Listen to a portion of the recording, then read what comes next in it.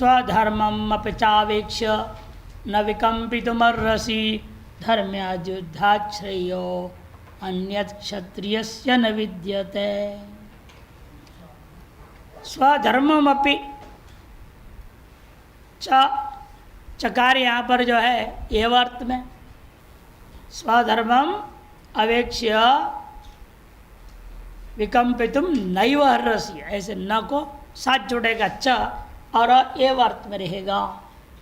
स्वधर्म को भी आप यदि विचार करके देखें अवेक्ष्य विकम्पितुम विचलित होने के तुम योग्य नहीं ही हो, क्योंकि क्षत्रिय के लिए धर्म्याद्धि युद्धात्, कभी युद्ध साधारण युद्ध नहीं है।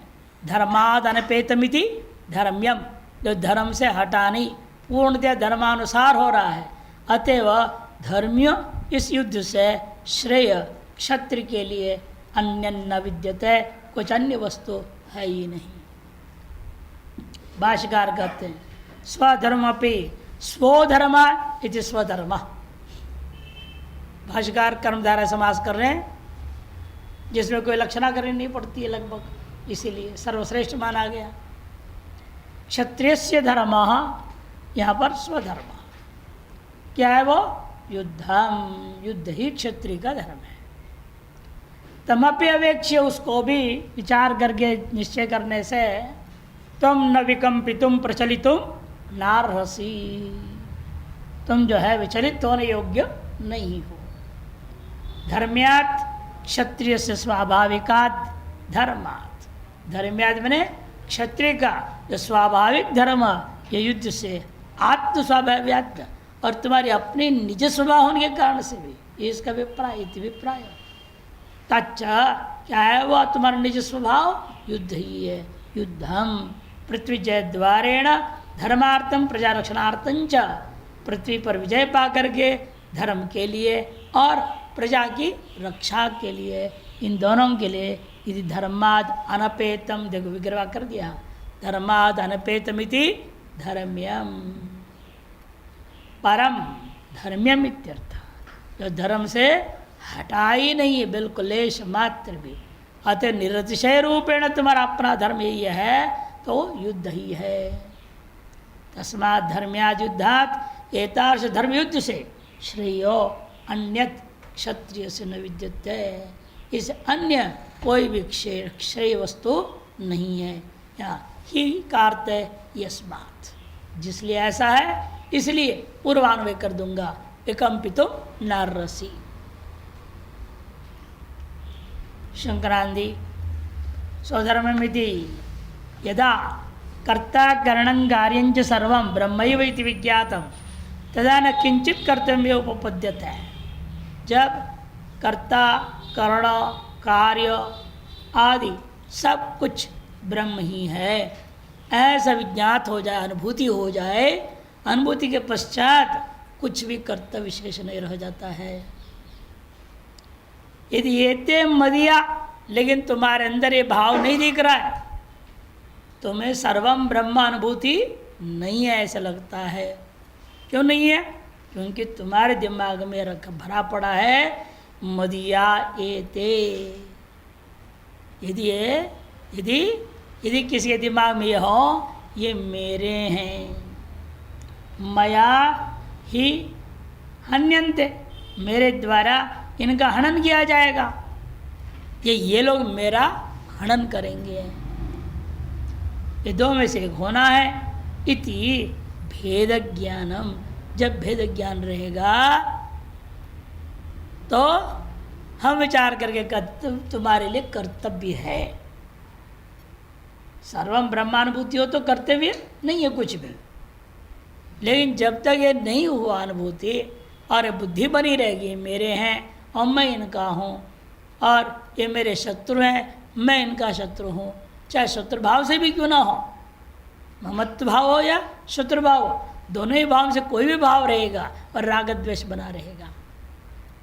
राग द्वेष है तो द्वैत में आप हो, आपको धर्म का पालन करना पड़ेगा। धर्माधीन जीवन चलाना मनुष्य का लक्ष्य है।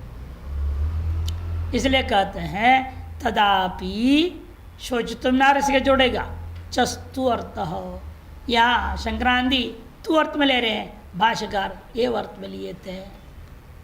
युद्धम स्वधर्मो नृपते प्रजानाम परिपालनम च।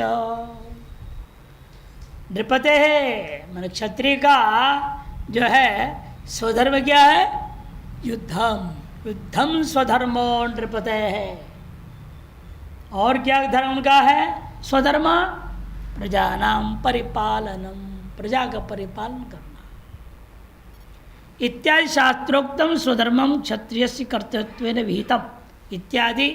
शास्त्रोक्त जो स्वधर्म है वह क्षत्रिय का कर्तव्यत्वेन विहित है, उसको अवेक्ष्य स्वबुद्धिया विचार्य, उसका अपने बुद्धि से विचार करके भी यही निर्णय होगा त्वं विकम्पितुम स्वधर्माचलितुम नार्यसि, अपने धर्म से विचलित होने योग्य नहीं हो।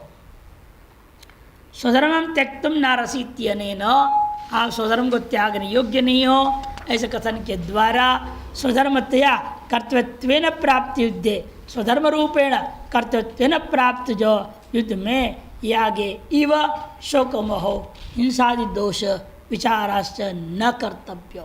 जैसे याग में जो भी होता है उसमें शोक मोह कोई व्यक्ति करता नहीं, अपने कर्तव्य करते जाता है, चाहे फलाकांक्षा से कर रहा हो चाहे निष्काम भाव से करता हो, कर रहा है। इसीलिए वह शोक मोह नहीं होता है कि वह अपने कर्तव्य समझ के यागों को करता है।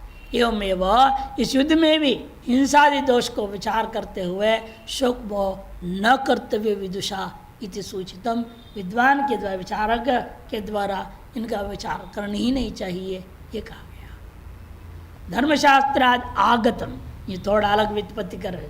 धर्माद अनपेतम भाष्यकार ने व्युत्पत्ति किए और तथा आगत ले रहे यहाँ धर्मशास्त्र आगतम यदि धर्म्यम, व्युत्पत्ति भेद किया। तद अनपेतम भाष्यकार का है और टीकाकार ने तथा आगत को लिया है। धर्मशास्त्राद शास्त्राद आगतमिति धर्म्यम कर्तव्यत्वेन विहितम, कर्तव्य विहित है। तस्माद् युद्धाद् अन्यद् अपरम श्रेय साधनम क्षत्रिय से न विद्यते नास्ति इत्यर्थः। इसलिए तारस विहित युद्ध से अन्य कोई आपके लिए अपरम दूसरा श्रेय का कोई साधन क्षत्रिय के लिए है ही नहीं। जललब्ध धनैक साध्यैर यागैर, जयलब्ध धनैक साध्यैर यागैर दानैर व्रताद्भिः चित्तशुद्धिस्तया ज्ञानम तेन मोक्ष इति युद्धस्य श्रेय साधन युक्ता। कहते युद्ध श्रेय का साधन कैसे हो सकता है? युद्ध तो प्रेय का साधन है, श्रेय तो मोक्ष, मोक्ष के साधन युद्ध कहाँ हुआ? हाँ, कहा गया युद्ध लड़ते लड़ते मरोगे तो स्वर्ग मिलेगा, मोक्ष मिलेगा तो कहाँ नहीं है। जीतोगे तो पृथ्वी मिलेगा, मोक्ष कहाँ मिलेगा? आपने कैसे इस याग को स्वधर्म को श्रेय का साधन कह दिए, तब बता रहे देखो जैसे लाभ होगा क्या? विजय का, विजय से आपको लाभ होगा धन का। जय लब्ध धन एक साध्य, उसके द्वारा एकमात्र साध्य क्या है तुम्हारे लिए? यागैर दानैर व्रतादिभिः तमेतम आत्मानं विविदिशया ब्राह्मणा विदिशन्ति यज्ञेन दानेन तपसा अनाशक्य। से प्राप्त धन के द्वारा व्यक्ति को भोग विलास करने के लिए नहीं है, मौज मस्ती के लिए नहीं।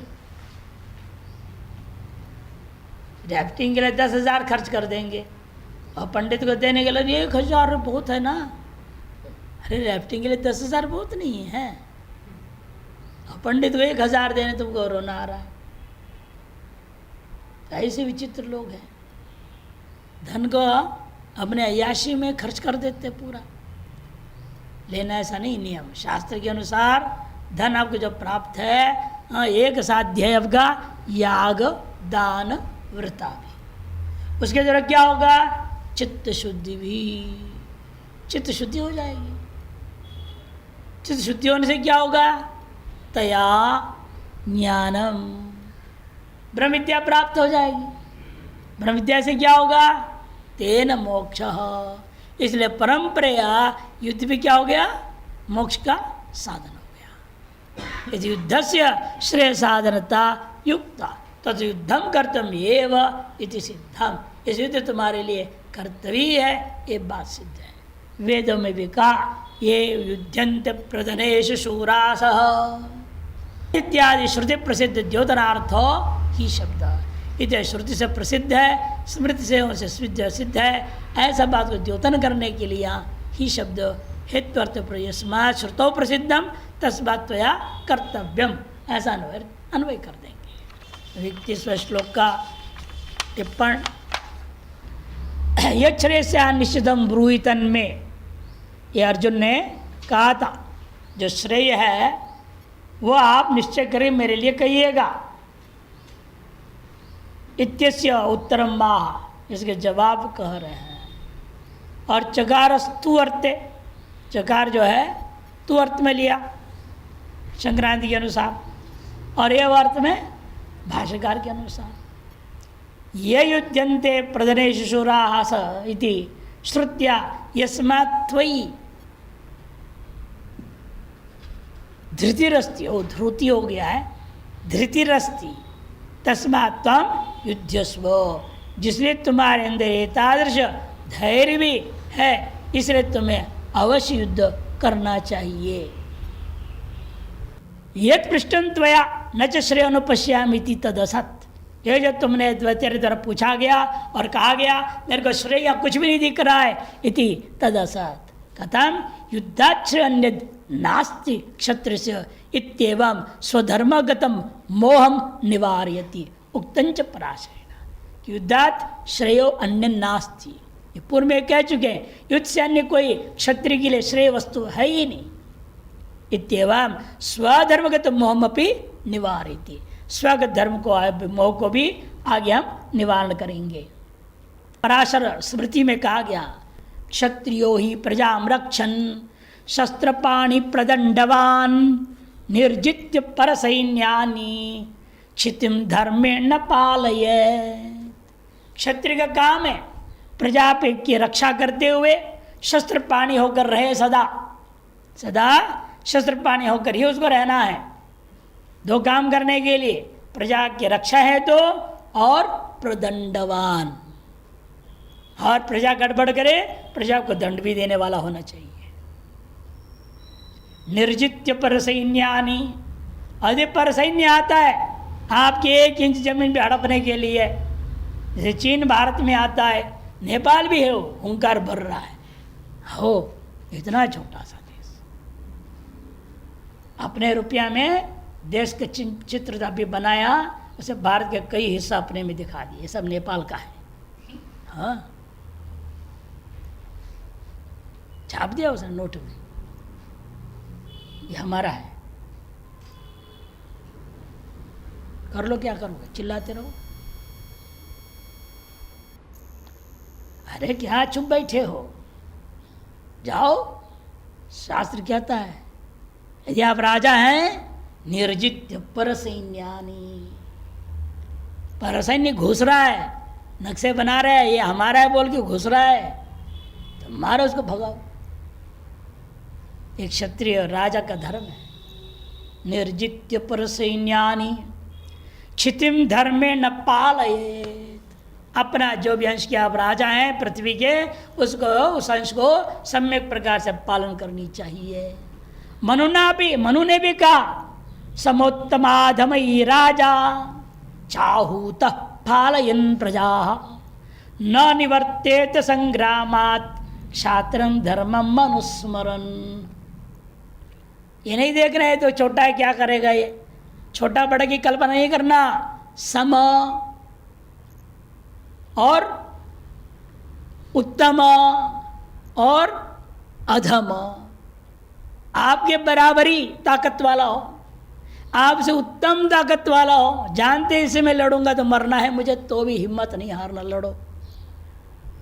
सम से भी लड़ो, उत्तम से भी लड़ो, आपसे निकृष्ट ताकत वाला है उसे भी छोटा नहीं समझना, उससे भी भिड़ो। समोत्तमाधमैहि राजा आहूत, वो भी ललकारते युद्ध के लिए आह्वान कर रहे हैं, तो पीछे हटना नहीं। पालयन् प्रजा, प्रजाओं का पालन करते हुए न निवर्तेत संग्रामात, संग्राम से आपको निवृत्त नहीं होना है। यही क्षात्र धर्म है। इसको अनुस्मरण करते हुए आप चाहे सम हो, चाहे उत्तम हो, चाहे अधम हो, किसी भी कोटि की आपके विरुद्ध में कोई भी आदमी खड़ा होता है, वहां से युद्ध से निवृत्त नहीं होना है। इन शास्त्रों के आधार पर कहा गया कि आपको इसका पालन करनी चाहिए। 32वें श्लोक के अवतरणिका में जाए। भाष्यकार भाष्य अवतरणिका इतना ही है। उतश्च तद्युद्धम कर्तव्यम इत्युच्यते। वह युद्ध को किस तरह से करना चाहिए फिर, ताकि किसी प्रकार का दोष न लगे। कुतः तद्युद्धम कर्तव्यम इत्युच्यते, उसके जवाब में कहा है श्लोक यदृच्छया इत्यादि। संग्राम जी अपने अवतरणिका में कह रहे ननो ज्येष्ठेत युद्ध से श्रेय साधनता। ठीक है, आपके अनुसार विजय पाऊंगा तो धन मिलेगा, उन समस्त राजाओं को जिनको परास्त करूंगा उन राजा लोग हमको धन देंगे, उनके राज्यों से धन प्राप्त होगा। यदि मार दूंगा तो उसके राज्य से धन प्राप्त होगा, राज्य के मालिक हम हो जाएंगे। सब वहाँ जो कर वगैरह लागू है सब हमारे पास आ जाएगा, धन होंगे हमारे पास, विजय होंगे तब ना। यदि वा नो जयेयुः, पहले बोल चुका अर्जुन, क्या भरोसा हम जीतेंगे। वही ननु जयश्चेत युद्धस्य श्रेयसात, जीतूंगा, धन मिलेगा, याग आदि करूंगा, ब्रह्म विद्या मिलेगी, अंतःकरण शुद्ध होकर के मोक्ष हो सकता है, श्रेय का साधन बन सकता है। मृत्युश्चेत, ये युद्ध में हम विजय नहीं पाए, यदि हम मर जाएंगे तो क्या होगा। न किमपि, कुछ भी मिलेगा नहीं। अधिक से ये श्रुति होने का स्वर्ग मिलेगा। अरे स्वर्ग जाके क्या करूँगा, फिर लौटना पड़ेगा ना, फायदा है नहीं वहाँ जाने का। मोक्ष के लिए ही जीवन मिला है। स्वर्ग जाने के साधन उनको बताया गया। उन लोगों के लिए जो बेचारे हैं किस तरह से प्रवृत्त तो होवे सन्मार्ग में, उसके लिए दुनिया भर श्रुति ने कोशिश किया है। लालच देख करके कर्म प्रवृत्त कराना था उसने, और कर्म प्रवृत्त करेंगे, ईमानदारी से विधिवत करेंगे तो अंतर्मन शुद्ध होते होते विवेक जो है इस जन्म में जग जाएगा। अपने आप जो है कामना करना छोड़ देंगे, निष्काम भाव से कर्म करेंगे। इस तरह से प्रविद्या प्राप्त मुक्ति के मार्ग के लिए ही सकाम कर्म का भी विधान किया गया है। वो भी परंपरा मुक्ति का साधन ही अंततोगत्व बन जाता है। अतएव जो है यदि मर जाऊंगा लेकिन क्या होगा, वापस स्वर्ग से जो वापस आना पड़ेगा, फायदा तो कुछ है नहीं। न किमपि फलम अस्ति यदि चैत्यता हो, ऐसे मत कहो। यदृच्छया चोपपन्नम स्वर्गद्वारमपावृतं सुखिनः क्षत्रिया पार्थ लभन्ते युद्धमीदृशम्। यदृच्छया चोपपन्नं स्वर्गद्वारमपावृतं सुखिनः क्षत्रिया पार्थ लभन्ते युद्धमीदृशम्। यदृच्छया चोपपन्नम, यदृच्छा, यदृच्छा का मतलब क्या होता है, बिना मांगे आ जाए, उसका नाम यदृच्छया। बिना प्रार्थना किए, न देवी देवता भगवान गुरु भाई बहन किसी से भी प्रार्थना किए बिना आ जाना चाहिए। अप्रार्थितम सत्य, बिना प्रार्थना किया है और उससे सारा काम चलाओ, ये सिद्धांत होनी चाहिए। अब भागवत सप्ताह वही लोगों ने बहुत जोर दिया हमको कि घोषणा करो, घोषणा करो, सेवक राशि दे दे, बटोरो, कुछ काम आ जाएगा। मैंने कहा नहीं, और अपने आप आते गया। अन्य प्रकार से जिसके कौन किसी प्राण से कौन दिया, क्या दिया, कैसे दिया, लेकिन पूरा काम हो गया। यदृच्छया जीना बड़ा कठिन काम तो है, लेकिन असंभव नहीं है। यदृच्छया च उपपन्न, आपको प्राप्त हो चुका है स्वर्ग द्वारम अपावृतम, कि युद्ध भूमि से स्वर्ग का द्वार खुला हुआ तुम्हारे लिए उपलब्ध हो गया। सुखिन क्षत्रिया पार्थ लभंत युद्ध युद्धमिदृशम, महान पुण्यमान सुखी जो क्षत्रिय हैं वे लोगों को इस प्रकार का युद्ध की प्राप्ति होती है। हे पार्थ, संबोधन प्रथा के संबंध से कह रहे हैं, यदि प्रथा सारी जीवन सुखी नहीं रही है ना, प्रथा तो सारे जन दुखी जली है लगभग, और अंत वर में दुखी मांगी इसलिए। लेकिन हम लोगों के दृष्टिकोण में, लौकिक दृष्टिकोण में वह दुखी थी और दुखी मांगी है। इन असली सुखी वही थी, सबकी अपेक्षा से अत्यंत सुखी वही थी, क्योंकि नित्य परमात्मा का निरंतर चिंतन होता था, स्मरण होता था। बाकी लोग भौतिक दृष्टिया सुखी थे, अब भौतिक सुखी होने के कारण से भगवान का नाम स्मरण ही नहीं होता था उनसे। असली दुखी वो हैं। हमने कई बार सुना चुका हूं, गुरु नानक जी भोजन पानी करना छोड़ दिए, भूख नहीं, मैंने भूख नहीं बोलते थे पूछने पर। जब एक वैद्य को अंत में वैद्य समझ गया कि इनकी बीमारी कोई और चीज़ है, तो मानसिक मामला लग रहा है, नाड़ी तो सब ठीक ठाक है, तो उन्हें अकेले पूछा तो उन्होंने कहा मेरे को 2 भूख है। सबसे पहला, मुझे पता नहीं, समझ में नहीं आ रहा है मैं क्यों बिछुड़ गया, मैं जीव क्यों बना। दूसरों ने कहा ये जवान भगवान का नाम नहीं लेता है। ये 2 रोग है मेरे पास, इसकी दवाई हो तो बताओ। तो क्या दवाई देगा उसे? उसने प्रणाम किया और कहा इसके कोई दवाई नहीं जो। इसीलिए वही असली सुखी है जिसका मन में वाणी में भगवान का भजन होता है। बाकी सब जो संसार के व्यवहार में उलझे हुए जितना ज़्यादा, उतना ही वो वास्तव में दुखी है। बाहर से भले ही सुखी दिख रहे हो, शास्त्र दृष्टि उनको दुखी माना जाएगा। और ये इसलिए कह रहे तुम धर्मानुसार तुमको मिला है, इसलिए तुम सुखी हो। बाहर से तुम्हें देर दुख लग रहा है, मर जाएंगे मेरे लोग, मर जाएंगे, दुखी तो अभिव्यक्त किया उसने, विषाद में पहुंच गया। बाहर से तो लग रहा है अर्जुन दुखी है इस युद्ध से, इन भगवान कहते तुम असली सुखी हो। तेरे जैसे सुखी क्षत्रिय को ही ये युद्ध, ऐसा युद्ध धर्म जो युक्त युद्ध लाभ होता है। अधिकतर जो युद्ध कैसे करते हैं, अपने क्षुद्र स्वार्थों को लेकर करते हैं, और तुम्हें तो धर्मतः प्राप्त हुआ है। इसे सुखिना क्षत्रिया है पार्थ युद्धम ईदृशम लभन्ते।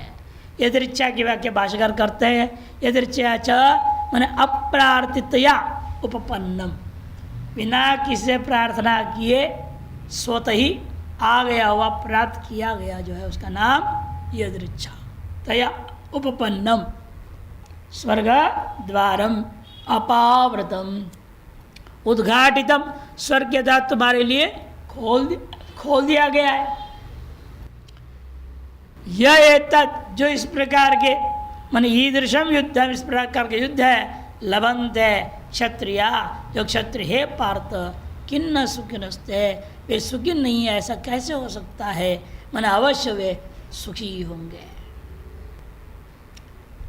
जैसे बताया ना, एक बार जो है वो कलकत्ता के रेलवे स्टेशन में ट्रेन रुका था, हम लोग पटना जा रहे थे, दक्षिण से जा रहे थे गुरु आश्रम की ओर। अब नीचे क्या हुआ पता नहीं किसी को, एक आदमी को दूसरा पीटा, 2 थप्पड़ मारी, सब नीचे उधर फटाफट फटाफट। सब पीटने लगे उसको, खूब हालत खराब कर दी उसकी। जब पुलिस आया क्या हो रहा है करके सब भाग के अंदर चुप के बैठ गए। तो मैंने पूछा क्या हुआ, क्यों आप लोग गए, आपको क्या बिगाड़ा था? बहुत दिन से हाथ गर्म नहीं हुआ था। अब यदृच्छया प्राप्त हो गया, मौका क्यों छोड़े? बिना प्रार्थना किए आ गया था ना। फिर हमने पता लगा सब क्षत्रिय खून था। अपने हाथ गर्म कर ले। मौका छोड़ते नहीं है, मौका मिलने में बड़ा सुख लगता है। 4 पीट के आए तो लगा आज जो है रोटी खाना ठीक है, सार्थक हो गया। से क्षत्रिय को तो खुशी होती है और तो उल्टा रोते बैठ गए, ये कैसे हो सकता है? क्यों ना सुखी होंगे, मैंने अवश्य ही सुखी होते हैं, ये इसका तात्पर्य हुआ। शंकरानंद कह रहे हैं, हे पार्थ मैंने प्रथा पुत्रो यदृच्छयैव उपपन्नम अयत्न प्राप्तम, क्योंकि बिना यत्न के प्राप्त है। आपने प्रार्थना नहीं की और कोई विशेष प्रयत्न भी नहीं किया, अर्थात स्वतः ही आया हुआ, उसका नाम यदृच्छया प्राप्त। अपावृतम मैंने उद्घाटितम, उद्घाटित कपाटम, जिसका द्वार खुला पड़ा है। कौन से कपाट खुला है? स्वर्ग द्वार। बद्रीनाथ के कपाट नहीं, केदारनाथ के कपाट नहीं, स्वर्ग के कपाट तुम्हारे लिए खुला हुआ है। युद्धाम क्या है वो द्वार जो खुल के तेरे सामने आ गया है? कद युद्ध ही है वो। ईदृशम इस प्रकार जो पूर्व श्लोक में कहा गया, धर्म्यम सुखिनः स्वर्ग सुखार्थिनः धन्य क्षत्रिय पुण्य लभन्ते। स्वर्ग सुखार्थी उन क्षत्रिय मैं मानता हूँ धन्य है जिनके तार युद्ध प्राप्त हो जाता है। ये बहुत पुण्य करने पर ही एक तार युद्ध करने का अवसर मिलता है। भाग्यवताम एव ईदृशम युद्धम अभ्यागच्छति इत्यर्थ। भाग्यवान क्षत्रिय के समक्ष इस प्रकार युद्ध स्वतः ही आ जाता है। युद्धे मृतस्याप्यस्ति स्वर्ग सुखम इत्यतो उभयतापि फल हेतुत्वाद अवश्यम युद्धम कर्तव्यम इत्यर्थः। युद्ध में मर भी जाओगे तब भी स्वर्ग सुख लाभ तो होता ही है। यदि उभयतापि फल हेतुत्वाद, दोनों प्रकार से फल का यह कारण होने के नाते, साधन होने के कारण से युद्धम अवश्यम कर्तव्यम, युद्ध तुम्हारे द्वारा अवश्य करना चाहिए, ये इसका अर्थ हुआ। टिप्पणी यदृच्छया स्वपर भेद पूर्वको विधिर्वा निषेधो वा भावे सति अप्रार्थितम यत् सा तया यदृच्छया इत्यर्थ। थोड़ा विस्तृत लक्षण किया है। अप्रार्थितम इतना ही भाष्यकार ने कहा, उसका विस्तार किया। अप्रार्थितम का मतलब क्या? स्वपर भेद पूर्वक विधिर्वा निषेधो वा भाव। स्व मने स्व लक्ष्य की प्राप्ति स्वार्थ में, या परार्थ के लिए भी नहीं। अधिकतर लोग मैं अपने लिए नहीं चाहता, दूसरे के लिए कहते हैं। दूसरे के लिए करने के लिए भी विधि है या निषेध है। विधि निषेध स्व के प्रति होता है या पर के प्रति होता है। स्व पर भेद पूर्वक जो विधि है या निषेध है उसके द्वारा प्राप्त नहीं है, अभाव है। किसी विध्यधीन नहीं है, किसी निषेधाधीन नहीं है। ऐसे जो अप्रार्थित होकर के प्राप्त हो जाए उसका नाम यदृच्छया प्राप्तम तया इत्यर्थ। चस्तु एव अर्थ है। अपावृत मने उपपन्नम, अपावृत मने उपपन्नम। यच्चिरेण चिरतरेण कालेन यागाद्य अनुष्ठानेन प्राप्यमानम। बहुत समय, बहुत नहीं बहुत ही ज़्यादा समय, अनेकों जन्मों में किया वो पुण्य के वजह से ऐसे अवसर मिलते हैं, रोज रोज मिलता नहीं है। चिरेण चिरतरेण वा कालेन यागाद्य अनुष्ठान प्राप्यमाण स्वर्गम, यागादि अनुष्ठान के द्वारा प्राप्यमाण स्वर्ग युद्धमान तो सद्य एव उपपन्नम भवति, युद्धमान पुरुष के लिए तो वह स्वर्ग सद्य ही प्राप्त हो जाता है। दूसरों के लिए चिरकाल से, चिरतर काल से याग आदि करेंगे, बहुत पुण्य बटोरेंगे, तब स्वर्ग मिलेगा। नहीं तो क्या मानना पड़ते बेचारे जो उनके अंदर अपने घर को ही स्वर्ग बोलेंगे, अपनी जमीन को ही स्वर्ग कहेंगे। स्मृतियों ने कह भी दिया स्वर्गादपि गरीयसी, अपना जन्म स्थान, अपना जन्म क्षेत्र, जन्मभूमि वह स्वर्गादपि गरीयसी, स्वर्ग से भी महान है। ऐसे संतुष्ट रहना पड़ेगा। अब क्या करें, जब अंगूर मिले नहीं खाने को, खट्टा बोलना ही पड़ेगा, है ना। प्रयास किया मिले नहीं तो ये कहो अंगूर खट्टे थे इसलिए हमने त्याग दिया।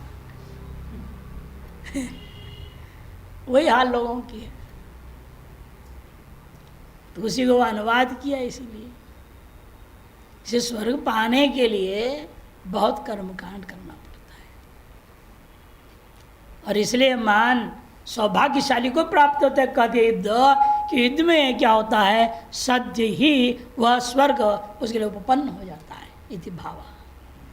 यद्यपि याज्ञवल्क्येन उक्तम, याज्ञवल्क्य ने कहा है कि स्मृति में कहा स्मृत्योर विरोधे न्यायस्तु बलवान व्यवहारतः अर्थशास्त्रात् बलवद धर्मशास्त्रमिति स्थिति ही।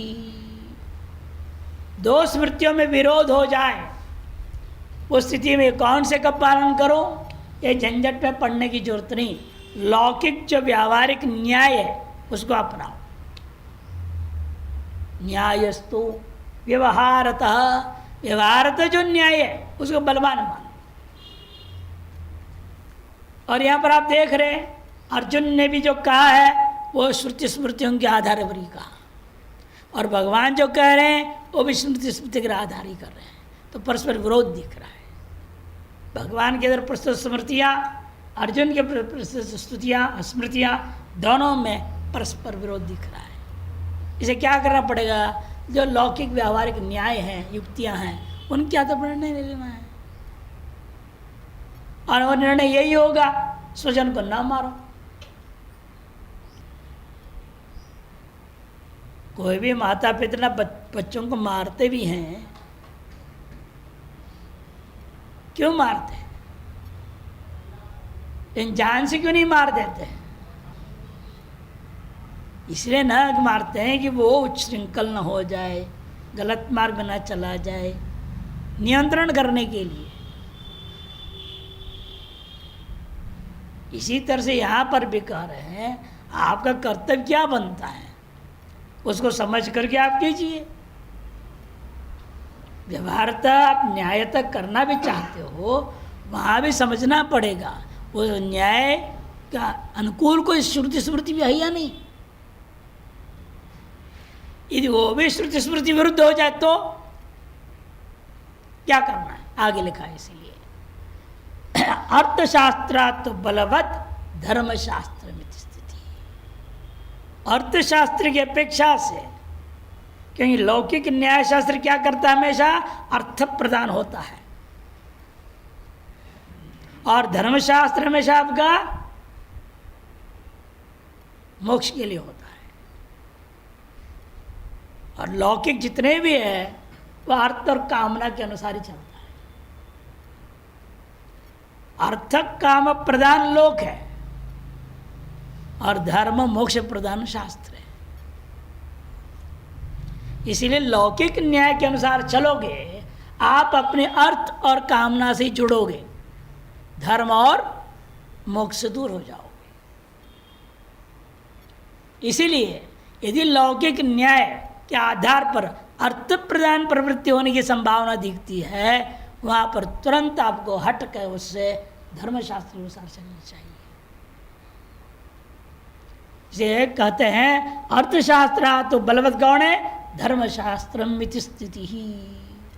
आपस्तम श्रौत सूत्रकार ने भी कहा धर्मार्थ सन्निपाते अर्थग्रहणो द्वाश वार्षिकम प्रायश्चित्तम आचरेति। धर्म और अर्थ इन दोनों का परस्पर सन्निपाते माने विरोध होने पर जो अर्थ को प्रधानता देकर ग्रहण करता है मार्ग को, वह व्यक्ति को 12 साल प्रायश्चित करनी पड़ेगी। जो धर्म त्याग करके अर्थ को ग्रहण करता है, धर्म और अर्थ का सन्निपात माने विरोध है, धर्म और इसका परस्पर विरोध में खड़ा हो जाए, उस स्थिति में जो अर्थ को ग्रहण करता है, धर्म को त्याग करता है, उसको 12 साल तक कृच छांद्रयण व्रत आदि महान प्रायश्चितों को करना पड़ जाएगा। अर्थात कभी भी अपने अर्थ को प्रधानता करते हुए धर्म को त्यागना नहीं चाहिए,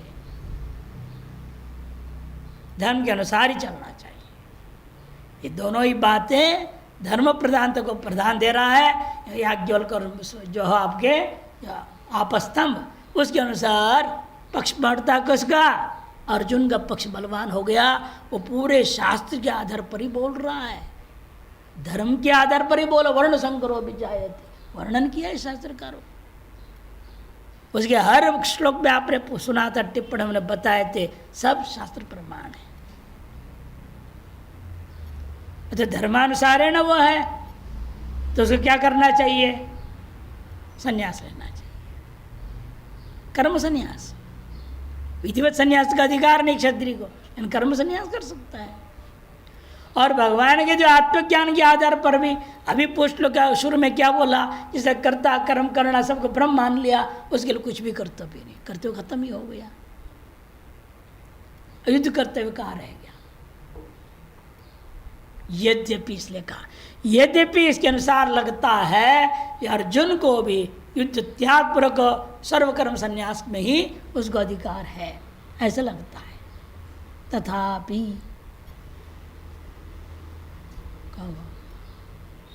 अतएव नयोत्सित चेत आह लभंते इत्यादि इत्यादि से कह दिया गया। लभंति युद्धम ईदृशम मनुनाप्युक्तम च यदर्थशास्त्र, मनु के द्वारा भी जो कहा गया अर्थशास्त्र क्या था? आहवेशु मिथोन्योन्यम जिघांसंतो महीक्षितः युध्यमाना परम शक्त्या स्वर्ग यान्ति अपरामुखाः। देखो, आहवेशु मन युद्धेशु, अन्योन्यम जिघांसंतो, ये एक दूसरे के मारने की इच्छा से परस्पर, वो भी एक दूसरे किस लिए कर रहे हैं? महीक्षिता, पृथ्वी की प्राप्ति की इच्छा से, संकल्प से लगा हुआ है। मैं पृथ्वी का राजा बनूं, इस दृष्टिकोण से लड़ रहा है, अर्थ प्रदान होकर लड़ रहा है। लेकिन वह भी युद्धमाना परम शक्त्या स्वर्गम यान्ति अपरामुखा संत, परामुख हुए बिना यदि अपनी पूरी ताकत लहर युद्ध लड़ते लड़ते मर जाते हैं, वे निश्चित स्वर्ग को प्राप्त करते हैं। अर्थ प्रदान होकर जा रहा है, लेकिन उसको भी स्वर्ग मिलेगा। और धर्म प्रदान वाला तो कहना ही क्या, कहीं मृत्यु न्याय लग गया। अर्थ प्रदान रूपेण प्रवृत्त व्यक्ति भी स्वर्ग प्राप्त करेगा, तो धर्म प्रदान पर प्रवृत्त व्यक्ति क्यों नहीं प्राप्त करेगा? मन अवश्य प्राप्त करेगा। इसलिए तुम्हें युद्ध करना ही चाहिए। इतना ही नहीं, एक और बात, तथा गुरुम वा बालवृद्धम वा ब्राह्मणम वा बहुश्रुतम आततायिनम मायांतम हन्या देव विचारयन आततायिनम मायांतम अपि वेदांत पारगम जिगांसंतम जिगांसीयात न तेन ब्रह्महा भवेत् नाततायि वदे दोषो हंतुर्भवति कश्चन। ये भी कहा गया है, क्षत्रिय का धर्म है, कोई गुरु को मारने आ रहा है उसको मार डालो। गुरुम बाल वृद्धम, बच्चों को मारने आता है कोई, उसको मार डालो। इस अंत में क्या हुआ? बच्चों को मार दिया अश्वत्थामा ने भ्रम से, भगवान ने इसको मार दो। युधिष्ठिर ने कहा गुरुपुत्र है, उसको नहीं मार सकते। ठीक है, इसके सिर में जो मणि है उसको निकाल दो, जिसकी वजह से इसके अंदर इतना अहंकार और सामर्थ्य है, वो भी उसके लिए मृत्यु तुल्य हो गया। इसे कहते बालकों को मारने वाले को भी माफ नहीं करनी चाहिए। विशेष मणि थी, जन्मत उसको प्राप्त था, बाद में नहीं प्राप्त, जन्मत ही उसके अंदर से बना हुआ था, जिसकी वजह से उसका ऐसा दिव्य शक्ति, दिव्य ज्ञान सब अनायास लाभ हुआ था। ऐसा वर्णन आता है महाभारत। और कहते देखो बाल हो गया, वृद्ध, अशक्त है, असमर्थ है, उसको कोई मारे पीटे या हत्या कर दे, उस व्यक्ति को माफ नहीं करनी चाहिए। आजकल कानून ऐसा है, चाहे जितनी को भी हत्या कर दो वो कोर्ट में घसीटते रहता है केस, कोई दंडी नहीं है। इसे दंड व्यवस्था बिगड़ी हुई है संविधान में, जिसकी वजह से कोई देश ठीक से नहीं चल सकता। पहले दंड व्यवस्था बहुत सख्त था, इस लोग तो डर था, कुछ भी गलत करने से पहले 100 बार सोचते थे। राजा को पता चलेगा सीधे काट देगा, अब वो डर ही नहीं, सबको पता है राजा को घूस दी तो वो चुप रहेगा, कितना करोड़ चाहिए दे दो, और जिसको चाहे उसको मर्डर करो, जिसको जो करना है कर लो।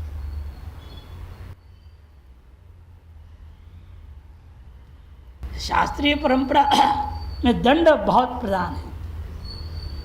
वृद्धम वा ब्राह्मणम वा, तो ब्राह्मण का कोई हत्या करें या उसको मारपीट करके तंग कर रहा है, उसको मार डालो। बहुश्रुतम, जो ब्राह्मण से भिन्न क्षत्रिय वैश्य है, बहुश्रुत है, बहुत यशस्वी है, सत्कारी करता है, धर्मकारी करता है, प्रजा सहयोग करता है, सेवा करता है, गरीबों के लिए भला करता है, ऐसे आदमियों को कोई दूसरा अपने किसी क्षुद्र स्वार्थ अहंकार से मारता है, उसको मार डालो। और आतताई, ऐसे को आता हुआ देख करके आयांतम हन्यादेवा विचारन, बिना सोचे विचार किए फटाक से उसको मार देनी चाहिए। आतता एक और स्मृति है, आतताई नम्मायांतम वेदांत अपि वेदांत पारगम, भले वेदांत का पढ़ा लिखा विद्वान और, लेकिन आतता ये तो उसको बचाना नहीं, मार दो उसको, आपको ब्रह्म हत्या दोष भी नहीं लगेगा। जिगान संतन जिगान सियात, और जब मारने को आ रहा है आपको, चुप बैठने को कोई मतलब नहीं, वहाँ आप क्षत्रिय होकर के मारने को आते हो को मारने दो, ये नहीं हो सकता, तो मारना ही पड़ेगा। न तेन ब्रह्महा भवे, ऐसे करने पर वो ब्रह्महा नहीं होगा। ब्राह्मण आदमी मान मारने वाले के लिए आ रहे, ब्राह्मण ही आ रहा है मारने के लिए, क्षत्रिय कर्तव्य उसको रोको अपने सामर्थ्य से। ले आप ज़्यादा सामर्थ्य लग रहा है, वो ज़्यादा जोर दे, उसको खत्म ही कर दो, ब्रह्म हत्या दोष नहीं लगेगा, क्योंकि गलत है, अधर्म पे आ रहा है, वो अधर्म के तरीके से चल रहा है। ये तो ब्राह्मण होकर अस्त्र शस्त्र उठाना ही नहीं चाहिए, उठाया क्यों उसने? स्वधर्म का परित्याग कर रहा है वो, इसे उसको कोई दोष है उसको मारने में। और जितने बड़े बदमाश आजकल तो सब क्या है, शुक्ला, दुबे, ऐसे ऐसे नाम वाले देखने को मिल रहे हैं।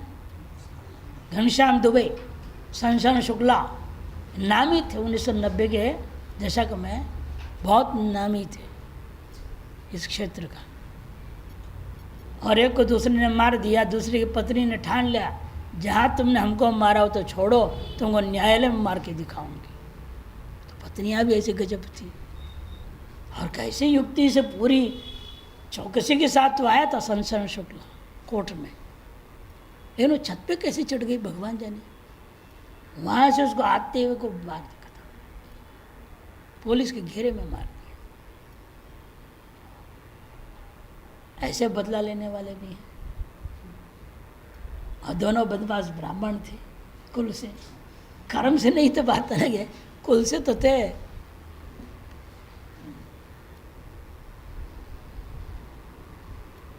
रावण भी कहा जाता ब्राह्मण कुल में पैदा हुआ था, महाअत्याचारी रहा। तो इसलिए कहते ब्रह्मा न भवे, तेन ब्रह्मा न भवेत, नातताई वधे दोषो हंतुर्भवति कश्चन। आतताई का वध करने पर उस हंता को किसी पर कोई दोष लागू नहीं होता। प्रायश्चित्तंच दुक्तम तत्तेषां प्रत्येव, ये और देव कहते हैं किसी को मारो तो प्रायश्चित करनी पड़ती है। स्वयं राजा युधिष्ठिर ने युद्ध के बाद प्रायश्चित किया था। कहते ये भी बात ठीक नहीं है। दृष्ट प्रयोजनोद्देश्येन क्रूर कूट युद्धादिम कुर्वन्ति, ये उनके लिए है जो लोग दृष्ट प्रयोजन को लेकर के कूट युद्ध करते हैं, उनके लिए कहा गया प्रायश्चित, दूसरों के लिए नहीं।